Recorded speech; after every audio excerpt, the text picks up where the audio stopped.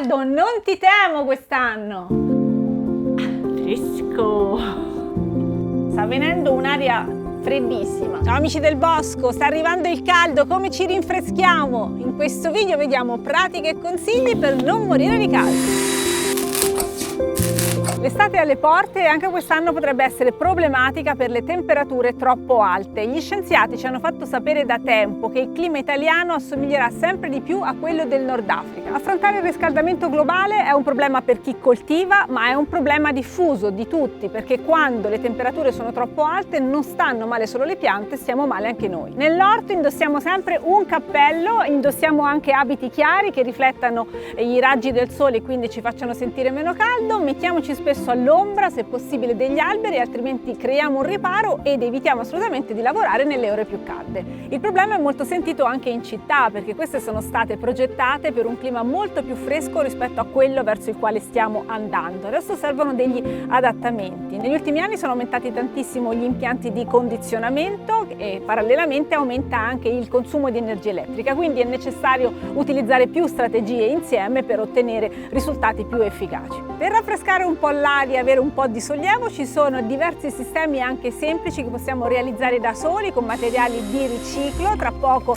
vi faccio vedere un esempio. Intanto però parliamo invece di un condizionatore portatile di EcoFlow Wave 2 che permette di raffreddare l'aria sfruttando l'energia prodotta dai pannelli solari. Siamo nella mia mansarda, qua c'è tutto il computer dove nascono molti dei video del bosco di Ogygia. È un ambiente molto carino, solo che in estate, quando il sole picchia forte, siccome siamo sotto tetto, le temperature che si raggiungono sono molto alte, quindi poter rinfrescare questo ambiente per noi del bosco di Ogygia è molto importante. Vedete, là fuori c'è il mio pannello solare, lo stesso con il quale ricarico anche la power bank. Lo posso utilizzare per ricaricare la batteria del condizionatore e quindi avere aria fresca dove mi serve, perché questo è portatile, si può portare anche all'orto. C'è un'app per dare i comandi, molto comoda, così al massimo della potenza, così la riduco, così la metto al minimo. Qui vedo la batteria che in questo momento è carica al 100% e che posso scegliere le modalità.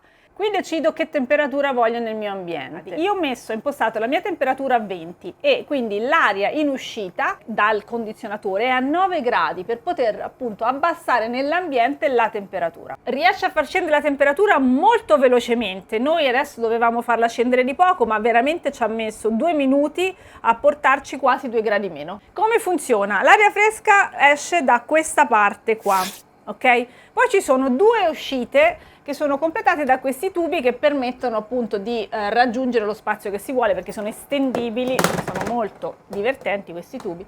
Allora, questo butta fuori l'aria calda. Come tutti i condizionatori è necessario che ci sia un'uscita per la nostra aria calda, quindi si può fare un buco nel muro o creare uno spazio adatto. Per esempio, se lo utilizziamo in tenda sarà semplicissimo farlo uscire fuori dalla tenda da campeggio. Qui c'è un altro tubo ancora da dove l'aria entra e poi abbiamo un'uscita per eventuale condensa, appunto un po' d'acqua uscirà e la facciamo andare nel barattolo. In ambienti raccolti in soli 5 minuti può far scendere la temperatura di 10 gradi e ugualmente quando invece fa freddo li può far salire di 10 gradi, quindi si può utilizzare appunto in una tenda da campeggio, in una piccola stanza come questa, in una barca, in un camper. Adesso il condizionatore sta funzionando perché avevamo già caricato le batterie, ha una sua batteria interna e una batteria aggiuntiva. Naturalmente si può ricaricare anche alla corrente normale di casa, ma noi adesso andiamo a ricaricare le nostre batterie con i pannelli solari. La presa va qui si vede il simbolo che sta ricaricando la batteria. Stanno aumentando anche le ore in cui il condizionatore può rimanere acceso. Qui si vedono i watt che stanno entrando appunto attraverso i pannelli solari e la batteria piano piano si sta ricaricando. Riassumendo, con i pannelli solari posso ricaricare la batteria del condizionatore, la batteria aggiuntiva che sta qua sotto oppure anche la power bank. Quindi quando ho finito tutta l'energia del condizionatore e se ho la batteria aggiuntiva può durare 8 ore, non sono poche, poi mi posso agganciare anche alla power bank e sfruttare questa energia per ricaricare le batterie. La power bank è una batteria portatile, c'è un altro video che potete andare a vedere, l'abbiamo sperimentata anche nell'orto. Per tutte le informazioni su Wave 2 trovate il link in descrizione. Questa è una soluzione tecnologica al problema del caldo, molto utile, tra l'altro è una novità interessante perché appunto sfrutta l'energia solare. Ci possono essere soluzioni più semplici, fai da te, e adesso facciamo un'altra prova. Possiamo realizzare da soli il nostro piccolo condizionatore, non avremo gli stessi risultati, però un po' di sollievo lo possiamo ottenere. Ci servono dei materiali molto semplici. Un contenitore può essere un secchio di plastica, può essere una scatola di legno, anche persino di cartone.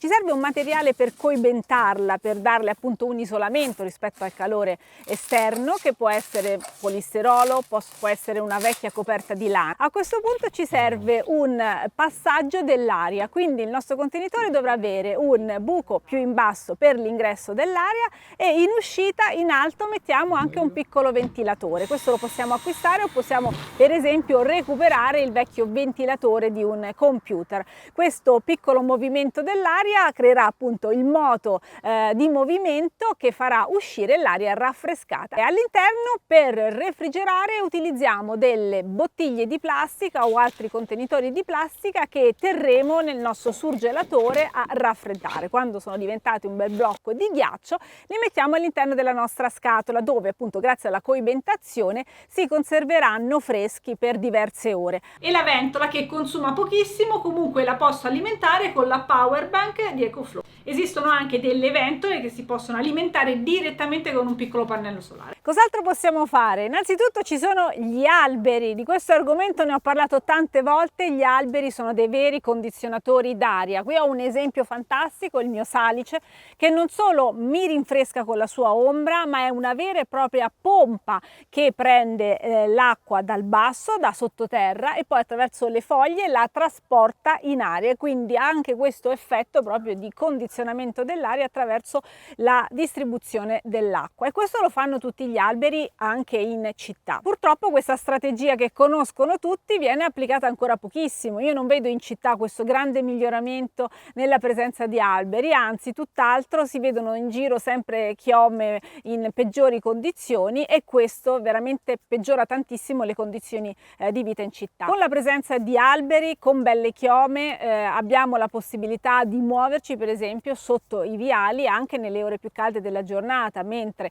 senza alberi è diventato difficilissimo anche soltanto fare una passeggiata lungo il marciapiede. Non ci aiutano solo gli alberi, tutta la vegetazione in generale, anche quella erbacea. Se possibile preferiamo un prato vicino a casa invece di un pavimento, e poi ci sono i tetti verdi, per esempio possiamo applicarli ai nostri palazzi o far crescere tanti rampicanti. Altro intervento che possiamo fare è quello dell'isolamento termico. C'è chiaro che ci possiamo difendere con un cappotto su un edificio dal freddo invernale, meno evidente è invece il fatto che possiamo fare dei cappotti anche per difenderci dal caldo estivo, possibilmente utilizzando dei materiali naturali come la paglia o la canapa. E poi ci aiutano le buone abitudini quotidiane, per esempio quella di spalancare tutte le finestre di notte per far entrare più possibile l'aria fresca, e poi richiudere tutto la mattina appena il sole comincia a riscaldare, in modo da conservare il più possibile il fresco che abbiamo raccolto all'interno delle nostre stanze. Abbiamo visto diverse strategie e anche soluzioni semplici o più tecnologiche per affrontare il caldo. Fatemi sapere quali sono le vostre strategie. Io intanto vi ringrazio per aver visto il video, vi chiedo di mettere un bel like, vi lascio in descrizione anche il link del condizionatore che abbiamo visto oggi, e ci vediamo al prossimo video. Ciao!